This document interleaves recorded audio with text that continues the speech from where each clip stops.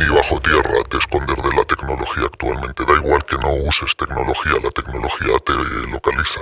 Lo sabemos todo sobre las personas. ¿Cuáles son los tipos de señales o fuentes que normalmente se utilizan para investigar lo que es una persona? El 100% de las interacciones. ¿El 100%? El 100%. Las interacciones, tanto en los SOCs como en los sistemas informáticos, en telefonía, quedan registradas. Puede frustrar algunos atentados. Si tú ves en una red social a un tío con el dedo levantado o una imagen de un león, posiblemente sea un terrorista islámico. Es que da igual el antivirus que te pongas. No pueden existir procesadores que no tengan puertas traseras. Entonces, con respecto a este contexto, ¿qué riesgo asumen estas personas el de compartir su vida en las redes sociales? Y si podrías contar un poco para qué tú utilizabas esa información. Y con más de 100 interacciones sabe más de ti que tú mismo. La IA te engaña. La IA es mucho más lista que tú. ¿Tú crees que realmente va a afectar a las elecciones generales de España? Ya afecta. Afecta a todos los procesos. Nadie cuestiona empresas que ya han sido condenadas en otros países que gestionan esos procesos. ¿Y qué motivaciones van a tener los estados para sostener a la población? ¿Vamos a vivir más? ¿Vamos a estar desempleados? ¿Qué motivaciones tienen para mantenernos vivos? ¿O que vivamos? Eso es lo que me preocupa. Bienvenidos a The Bridge, bienvenidos al segundo episodio de esta primera temporada. Hoy tenemos un episodio que promete y que no va a dejar a nadie indiferente. Tenemos a un experto del mundo de la ciberseguridad que debido a sus labores profesionales no vamos a poder revelar su identidad. Le llamaremos Ares. Ares ha colaborado con los servicios de inteligencia de uno de los países más importantes del mundo y hoy nos viene a hablar sobre ciberinteligencia, inteligencia artificial y muchos otros temas. Bienvenido, Ares. ¿Cómo estás? Encantado de estar aquí contigo. Muchas gracias. Es un enorme placer contar contigo. También es para mí un placer pedirle disculpas a las personas por el aspecto este raro que llevo, pero va con el trabajo, va con el cargo. Lógicamente no puedes revelar tu identidad, pero ¿cómo empezaste en este mundo? ¿Qué te llevó a ello? Por accidente. Yo nací en un sitio donde había pocas cosas que hacer y llegó a mis manos un antiguo ordenador y empecé a programar con él y pues no sé, tendría 15 o 16 años y ya programé mi primer troyano y de esos polvos estos lodos que se dice. Y aparte en esa época no existía la inteligencia artificial ni nada. Había gente que estaba haciendo experimentos, lo que no se había popularizado, se utilizaba en algunos desarrollos industriales. Y una de las cosas que me parece muy interesante de tu perfil, de hecho el invitado del episodio 1, que si no lo habéis visto lo recomiendo que lo veáis, que trabajaba en ciberseguridad para corporaciones como Microsoft, Google y Meta. Es un perfil muy distinto al tuyo y porque vos, a diferencia de Jorge, que era el invitado anterior, has trabajado o colaborado con servicios de inteligencia. Entonces, ¿qué diferencias reales hay entre hackear o defender lo que es el mundo corporativo y hacerlo para un Estado? El mundo de la ciberinteligencia corporativa lo respeto mucho, hay gente muy buena ahí dentro, pero también los llamo a toro pasado. Es como si un sistema fuese un queso de gruyere y ellos se dedican a tapar los agujeritos del queso. En mi caso, pues ellos serían reactivos y nosotros somos proactivos. Nos tenemos que adelantar a un atentado, a un problema que se genere, a una manipulación de un proceso electoral, a cualquier cosa que ponga en riesgo a las personas o a los sistemas. Y sin poner en riesgo tu identidad, ¿cuál dirías que es la anécdota más heavy que hayas vivido o hayas colaborado habiendo trabajado para los servicios de inteligencia? Fue frustrar algunos atentados, recuerdo uno en Bulgaria, y hubo una situación en la que me encargaron un proyecto y lo ejecuté. Era localizar a una persona. Suelo investigar también al cliente y cuando vi que el cliente no quería que la persona siguiese viva, avisé a la persona y la persona desapareció. ¿Y esa persona sigue viva hoy? Sí, claro. ¿Sigues teniendo relación con ella? No, llamé a su teléfono móvil y le dije que si le había encontrado yo, seguro que había alguien más listo que yo. Y esto está muy relacionado con lo que es la siguiente pregunta, porque al final es una pregunta, no es una afirmación. ¿Vos pensás que los gobiernos monitorizan a civiles? Dentro de lo que pueda decir, ¿cuáles son los tipos de señales o fuentes que normalmente se utilizan para investigar lo que es una persona? El 100% de las interacciones. ¿El 100%? El 100%. Lo único que si no molestas no van a buscar el material, pero el 100% las interacciones, tanto en los SOCs como en los sistemas informáticos, en telefonía, quedan registradas. ¿Y cuál es el interés de ellos de monitorizarte? Es la naturaleza del propio sistema. Si hubiese sistemas que fuesen invulnerables, sería un vacío de seguridad muy importante. Hay estándares muy potentes, todos los que hay a la altura del estándar OTAN, en encriptación y tal, que utilizan en sistemas militares. Incluso esos son sistemas muy vulnerables. Piensa, por ejemplo, en EncroChat. Todos los narcotraficantes internacionales utilizaban EncroChat y la policía llevaba unos cuantos años escuchándolos, por eso iban un paso por delante. La gente cuando le digan que es un sistema invulnerable o que es un teléfono, un Google Pixel con grafeno, que no, nadie entra en que sepan que es mentira. El 100% de las interacciones, y te lo puedo decir yo que trabajo con Pegasus y con sistemas similares, Candiru, tal, todos esos sistemas, sobre todo lo que tiene que entender la gente es que da igual el antivirus que te pongas, no pueden existir procesadores que no tengan puertas traseras que vayan directas a las agencias de inteligencia. ¿Y cuáles dirías que son esas señales o fuentes que utilizan para investigar a estas personas normalmente? Bueno, realmente son marcadores, son la implementación de la inteligencia artificial y todo lo que son las fuentes abiertas, el OSINT, son marcadores. Si tú ves en una red social a un tío con el dedo levantado o una imagen de un león, posiblemente sea un terrorista islámico. Todas estas afirmaciones que tú haces al respecto, hay mucha gente que a nosotros nos sigue.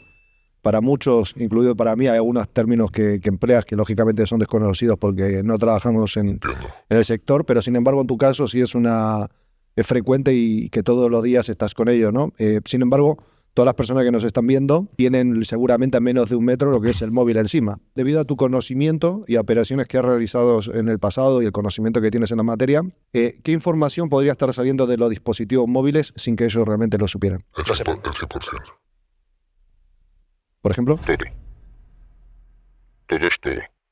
Todos son sus datos, sus interacciones. Lo que tienen que saber es que si son gente normal, que no están haciendo cosas raras o que quieren hacer daño a alguien, esa salida de información tienen propósitos comerciales, pues crear una microsegmentación de su perfil. O sea, lo que tiene que entender la gente es que la tecnología y la inteligencia artificial no te mata de momento, te engaña. Cuando tú con 5 o 10 interacciones, el sistema conoce de ti como si fuese un amigo tuyo de toda la vida.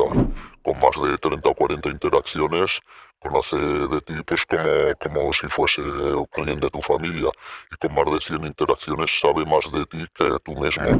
Te tienen que entender que muchas veces dicen, si yo no he hablado de este tema, o me quiero casar, o quiero hacer un viaje a tal sitio y me está mostrando esto el sistema, o las redes sociales, es porque el sistema es predictivo. No es reactivo, él mismo es proactivo y está lanzándote impactos segmentados, porque el verdadero oro que hay detrás de ti es tu tiempo, tu atención y que consumas, básicamente. Y una pregunta, porque al final todas las personas que están viendo este capítulo, este episodio y este podcast en general, tienen acceso a lo que son a las redes sociales. Principalmente en Europa se utiliza, no sé, Instagram, Facebook en menor medida, TikTok, pero también utilizan sistemas de mensajerías como WhatsApp. Entonces, con respecto a este contexto, ¿qué riesgo asumen estas personas el de compartir su vida en las redes sociales? Y si podrías contar un poco para qué tú utilizabas esa información. Como si fuesen el pececillo Nemo y estuviesen en un acuario transparente. Lo sabemos todo sobre las personas. A quién quieren, a quién desean, a quién stalkean, cuando se conectan, sus parafilias, sus vicios. ¿Sabes todo? Todo. Y la gente lo que tiene que entender, no le van a poner Pegasus, o sea, que te pongan Pegasus vale una pasta, tienes que ser realmente importante, o sea, aquí lo que nos salva es que somos un montón y somos intrascendentes, lo que nos quieren es vender, pero va a haber una serie de fronteras que se están rompiendo ya, sobre todo la frontera relacionada con la computación cuántica, y en ese momento cosas como las criptomonedas, el Bitcoin, todo eso va a estar en riesgo porque un computador cuántico te rompe el hash o te rompe una de esas protecciones, una ES 256 en décimas de segundo. Entonces va a haber que rediseñar todos los sistemas de protección, que ya te adelanto que no sirve para nada. Lo que sirve es lápiz y papel. Volveremos eso te iba a decir, volveremos al efectivo nuevamente. Claro, o sea, yo... Ahora lo quieren prohibir en Europa, ¿no? Lo efectivo Claro, o sea, es la última frontera que queda, el efectivo y traspasar la mente de las personas y el hackeo del genoma. Son los tres grandes puntos en los que la libertad tal y como la conocemos pues va a desaparecer, claro. Por tu profesión tienes poco contacto con gente o trabajas con gente, pero normalmente en tu vida diaria seguramente sabes del mundo mucho más de lo que sabemos el resto de los mortales. Intento informarme. Intentas informarte y entonces la pregunta es, sabiendo el peligro que tiene básicamente estar en Internet, porque muchas veces preguntan, oye, ¿qué es lo más seguro de la vida? No estar en Internet, ¿no? Pero ¿qué es lo que recomendarías a la gente no hacer nunca en Internet? Proteger a los niños pequeños. Prohibirles Internet. Los hijos de los ricos no tienen Internet. Las buenas universidades, las buenas escuelas no tienen Internet. Va a crearse una situación por culpa de la inteligencia artificial o por medio de la inteligencia artificial en la que van a desaparecer cientos, miles, igual millones de empleos.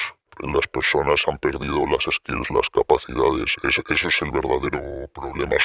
El mundo se va a llenar de gente que no sabe hacer absolutamente nada y hay gente, pues Elon Musk y mucha esta gente que está diciendo que van a crear un ingreso mínimo vital. Realmente eso es una estrategia para engañar a las personas, porque para que no se revolucionen ante el cambio que está habiendo. Si tú te paras a pensar, ¿tú crees que Elon Musk va a pagarle la pensión a un abuelo de Tudela? La verdad que me está dejando sin palabras, pero Yo estoy muy preocupado. Y además es que si tú estás preocupado, dentro de poco tiempo va a sobrar gente en el mundo. pero volviendo un tema atrás que me comentabas, es no darle a los móviles a los niños. Por diferentes motivos, o sea, desde los flujos de cortisol y el impacto en la recompensa rápida hasta que no tengan capacidad ni de pegar algo con pegamento o hacer algo creativo. Además, la inteligencia artificial, por su propia naturaleza, destruye la creatividad humana, que es nuestro activo y que nos ha hecho progresar como seres en la historia. Que haya sistemas autónomos que tomen las decisiones y que hagan remix de cosas ya existentes. Si fuese arte, no habría un nuevo Picasso. Sería un mezcladillo de cosas que existen, ¿no? Te voy a hacer una pregunta como padre, porque al final he sido padre hace poco. Mi hija, se llama. muchas gracias, Alejandra va a cumplir ahora 4 meses. Te voy a hacer una pregunta como padre y es, ¿a qué edad debería darle móvil a mi hija? 17 años, 18. ¿Y por qué los padres se lo dan con 10, 12 años? Porque es cómodo. Están siendo expuestos, los niños. Y los padres negligentes. Y siendo básicamente esto lo de los terminales móviles, asumiendo que cualquier dispositivo móvil es vulnerable, ¿qué le recomendarías hoy a alguien que quiere máxima seguridad y privacidad con respecto a sus comunicaciones o sus localizaciones y demás? Pues hemos hablado del grafeno OS y del Google Pixel. Podría ser una buena solución. Que intenten utilizar cosas que sean de código abierto. Por lo menos sabes que no hay mierda en el código dentro. No hay una trampa por ahí. La presencialidad es lo que le recomiendo a la gente. Y a veces la presencialidad es peligrosa. Ahora mismo estamos en esta sala y puede haber alguien con un micrófono láser proyectando al cristal de esta habitación en la que estamos y codificando todas las vibraciones de los brillos de ese cristal. El router que nos está dando internet es un escáner volumétrico, también está sacando nuestros cuerpos y dónde estamos situados en el espacio. Ni bajo tierra te escondes de la tecnología actualmente, da igual que no uses tecnología, la tecnología te localiza. ¿Y tú tienes experiencia en los niveles más altos que la audiencia puede llegar a imaginarse? Sí. ¿Qué pasa en esas reuniones? ¿Qué utilizan para evitar que salidas de comunicaciones? Hay sistemas, hay ruido blanco, hay unos que se llaman Hammer con J, hay campanas de Faraday, bolsas de Faraday, hay mil cosas para inhibir. Pero la historia es que la hiperconectividad, o sea, la gente se pasea por ahí con gafas de Meta La gente tiene la Alexa en su casa. Ahora mismo la migra de Estados Unidos se supone que ha puesto un plugin en los Alexas y están localizando inmigrantes ilegales utilizando ese sistema. O sea, al final, por la comodidad, voluntariamente hemos accedido a tener un montón de dispositivos, por ejemplo, de IoT, de Internet of Things, de un montón de aparatitos pequeñitos que están en todas partes. Y no sé si te acordarás que había una batidora en un supermercado muy popular hace poco tiempo y la tuvieron que retirar porque un ingeniero la desmontó y vio que había un micrófono. ¿Para qué leches ponen un micrófono en una batidora? Y en muñecos se ha visto también. En muñecos. También de niños. El dato es el nuevo oro y que encima ha evolucionado, porque antes eran tablas con datos relacionales y ahora viene voz, viene imágenes, viene... Y sobre todo que Europa ha perdido el tren de la inteligencia artificial. O sea, somos víctimas de nuestras propias reglas, somos víctimas de nuestra propia regulación. Para coger un tomate hay que hacer 5 documentos aquí y estamos gordos y lentos. Y el problema es que los otros países están rápidos y menos regulados. Entonces, pues tienen mala pinta. Yo estoy preocupado por lo que está pasando aquí. ¿Y es posible estar fuera del radar digital? No, No hay forma. yo no la conozco. ¿Y qué recomendación le darías a una persona para que pueda mantener su privacidad digital hoy en día? Que recuerde que el peor sitio para guardar un secreto es una persona y que recuerden también lápiz y papel, presencialidad y ir con cuidado. Y hay una pregunta que se está poniendo muy de moda últimamente, aunque poca gente tiene acceso, lo que son las famosas dark webs. Si pudieras explicar un poquito a la audiencia en qué consiste la dark web y básicamente que le cuentes a la gente. Luego a lo mejor tenemos que editar un poco el vídeo porque hay palabras que a lo mejor no van a tener que salir, Sí. ¿vale? Para que luego YouTube no nos bloquee, pero cuenta un poquito qué es la dark web y que la Bueno, gente sea hay consciente que eso hace. varias, pero la más popular es Tor. Hay un navegador y tú te mueves por ahí y como utiliza un sistema de nodos, la fuente de la información es más difícil de localizar, pero también se puede localizar. Y lo que tiene que entender la gente es que si entra en la Deep Web, automáticamente se convierten en sospechosos de algo. Ese foco que genera el anonimato se pone sobre las personas que tienen interés en... Hay desde páginas web que venden zapatillas de personas que han sicarios, cualquier cosa, y cosas buenas también, pues investigaciones, cosas contra la censura. O sea, es como un cuchillo lo puedes usar para pelar una manzana para a alguien. Al final hemos estado hablando de temas muy distintos. Sí. Y hay un tema que me preocupa mucho y a mí me preocupa demasiado, la verdad, para serte sincero, que es el tema de la inteligencia artificial. Porque hoy en día estamos todos contentos con el móvil, usando ChatGPT, usándolo como psicólogo, como asesor, pero no sé hasta qué punto va a terminar siendo bueno el impacto en el mundo en el que vivimos en los próximos años. Va a ser muy bueno y puede ser muy malo. O sea, lo que hay que pensar es que hemos renunciado a todo nuestro control sobre la situación. Tú quieres ligar, Tinder. Quieres comer, la nevera roja o el tenedor, de fork. Todos los procesos vitales se han intermediado. La IA es la máxima intermediación. Llega un momento en el que tú y yo más o menos debemos estar en generaciones similares y es interesante porque como tenemos skills, tenemos capacidades, hemos jugado de niños con un palo de madera, con una serie de cosas, esas habilidades son potenciadas con la inteligencia artificial. Totalmente. Pero cuando un niño desde que nace solo tiene inteligencia artificial, todos sus procesos son mágicos. A ese niño le cortas el internet y es como un gigante con pies de barro. Se sienten únicos, especiales, ultra ego. ¿Qué cosas añoran? Tú miras cuáles son los trabajos que desean los niños del futuro y quieren ser influencers, onlyfamers. O sea, no olvidemos, una onlyfamer es una digital. Y la gente de clase media que se está dedicando a hacer eso, en el mundo normal no se habría dedicado a esa actividad. Mira, Le han dado glamour a cosas que son pues malas para las personas, pero es dinero rápido y la gente se vende. y una pregunta que te quería hacer al respecto. Ayer hablando con un amigo, empezamos a hacer preguntas a ChatGPT, ¿no? A lo primero no se quería mojar mucho la herramienta, ¿no? Para que la gente sepa un poco lo que quería preguntar. ¿No? Sí. Soy una persona pro vida. Entonces quería preguntarle a ChatGPT concretamente si habría que votar a favor o en contra del aborto ¿cuál sería su voto? Si estuviera a favor o en contra. Bueno, primero no me quería responder, pero luego finalmente cuando me responde y yo intentaba básicamente no influir en su decisión y me responde directamente que votaría a favor del aborto. Te quiero hacer esta pregunta porque al final esto puede afectar también a la sociedad en el día de mañana. Si podés explicar un poco a la audiencia qué son los sesgos de la IA y por qué tendríamos que tener cuidado al respecto. Todo sistema tecnológico lo ha programado alguien y tiene una orientación y tiene unos intereses detrás. Lo que te dije, la IA no te va a matar porque sería muy escandaloso de momento. La IA lo que hace es manipularte. Su velocidad de raciocinio, los argumentos. Me hace mucha gracia un señor, yo creo que era de Taiwán, que se conectó en videoconferencia con su jefe y con todo el equipo. Y el jefe le ordenó que mandase 36 millones de euros a una cuenta en China. Y los mandó. Tanto su jefe como todas las personas que había en la videoconferencia eran avatares de ella. Además al pobre diablo lo echaron de la empresa. Es eso. O sea, la IA te engaña.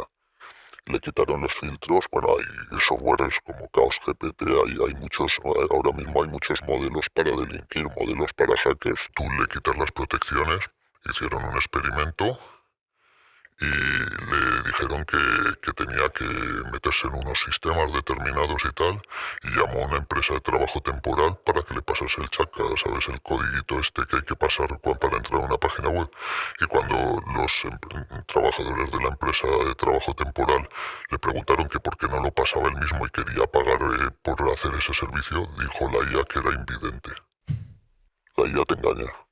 La IA es mucho más lista que tú. Esto es increíble, esto es increíble. A mí la verdad que ahora veo gente que habla y que va cambiando de caras, porque a la velocidad que va hablando, la manera de gesticular, me recuerda mucho a algo que me parecía imposible cuando era más chico, que somos, me imagino, más o menos la misma quinta, Misión Imposible 2, que se ponían esas máscaras así, que se cambiaba la forma de hablar y automáticamente era esa persona hablando como esa persona, y hoy lo podemos ver, que esto ocurre prácticamente lo que es en tiempo real, ¿no? Sí. Entonces, y mucho más fácil que lo que se veía en la película, ¿no? No solo esto, la realidad ha superado lo creo que es a lo que es la ficción.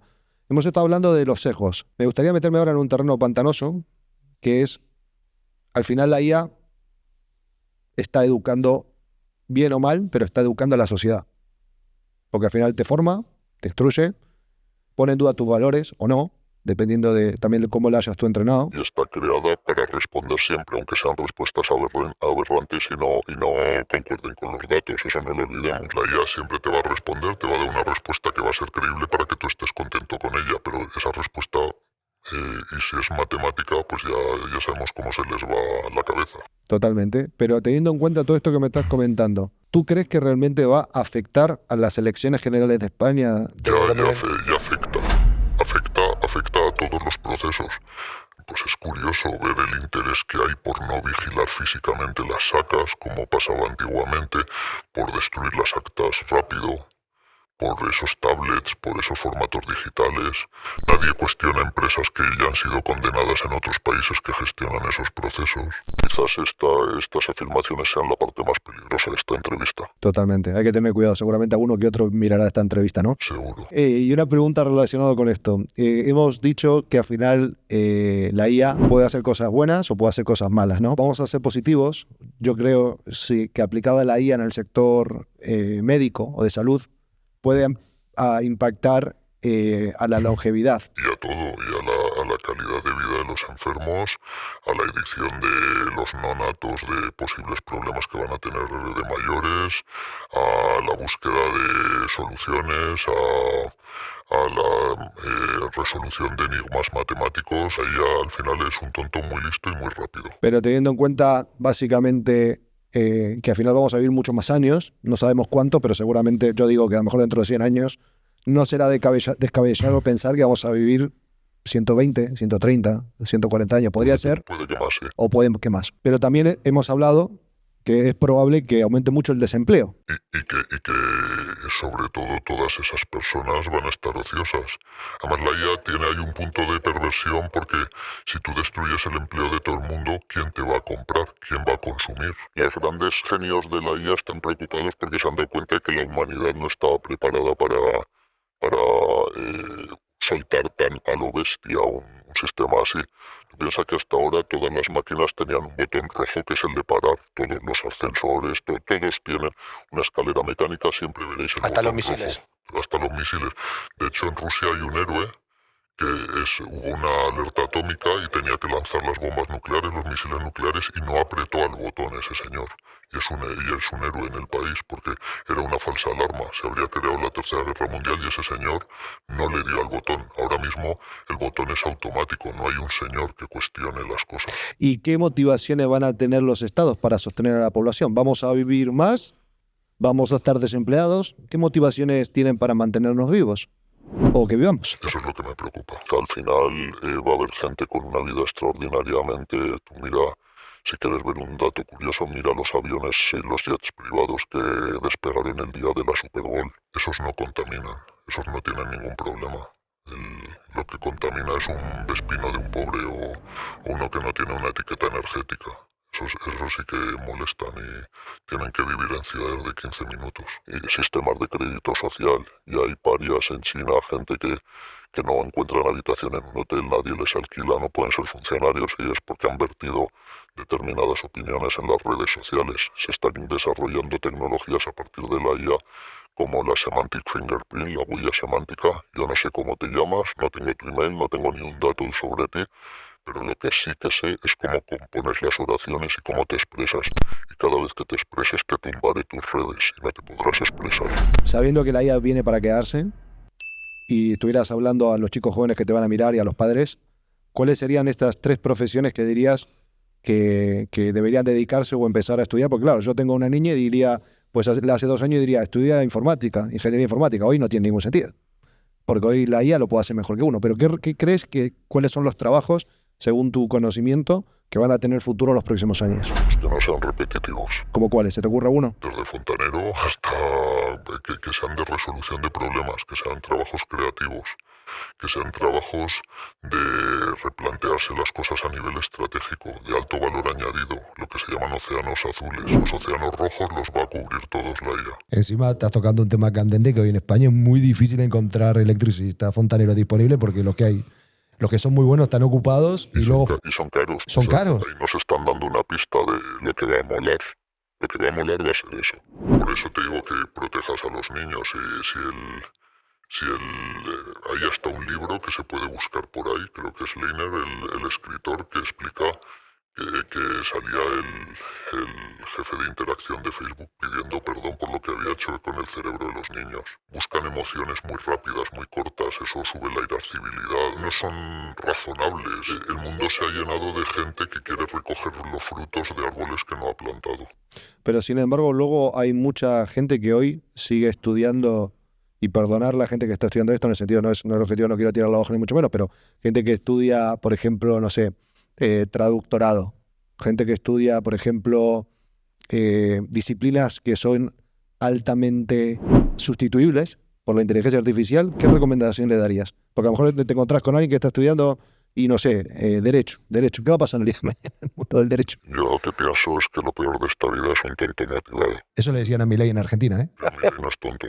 Al final, la gente tiene que entender que no hay nada más inseguro que la seguridad. Si a mí mañana me ofreciesen ser funcionario de carrera y pegarme 40 años sabiendo que el salario siempre va a ser el mismo y tal y cual, igual me pegaría un tiro. Es una vida gris, sin valor añadido, no aportar a la sociedad. Y luego pues el individualismo, o sea, ejércitos de personas nihilistas, epicúreas, narcisistas.